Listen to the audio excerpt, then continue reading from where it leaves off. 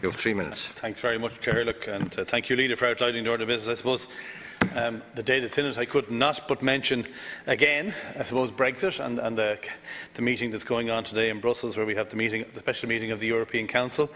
I think we know that Theresa May is now hoping for a delay until the 30th of June, but there doesn't seem to be an awful lot of cooperation and collaboration yet in the UK amongst the parties, and obviously I still hope that they'll come to their senses from our point of view and cancel the whole prospect of Brexit. But in the absence of that, I suppose the longer the time they have to think about it, it's not necessarily wonderful to have us all in an uncertain position, but I think I prefer an uncertain position. Peter, I'd prefer an uncertain position than a certain position that wasn't very positive. So I think we should be trying to, I suppose, encourage them to resolve it if they can. But if they're not able to resolve it, a delay I think we should be allowing them a delay to come to a position that maybe, hopefully, will be better for Ireland than what's being proposed at the moment.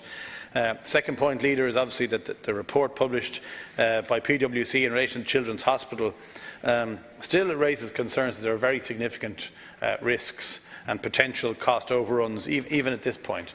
And I think the governance procedures and the way in which capital projects generally are being managed or not managed or poorly managed, I think is a matter of concern for all of us.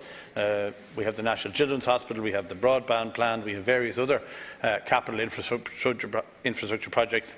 Indeed, Minister Harris only this morning was talking about wanting to turn the sod this year in the National Maternity Hospital. And again, there's potential there for huge cost overruns unless it's properly managed. And I do think we should have a discussion with the Minister for Finance and Public Expenditure in relation to procurement generally, but particularly the procurement of large capital projects in the best interest of the nation. I mean, shouldn't be rocket science at this stage. We have motorways, we have airports, we have various other things, but I do think we need to examine how we do these things in the longer term. I just want to also flag the fact that we have the highest trolley numbers this year so far, 631, currently awaiting a bed in a hospital.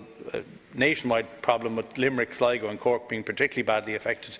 And I do think we should hear from the Minister for Health in this House as to what's being done. It happens every year, but this is the highest day so far, and you would have hoped that by April it would be improving rather than getting worse as the weather improves and so on.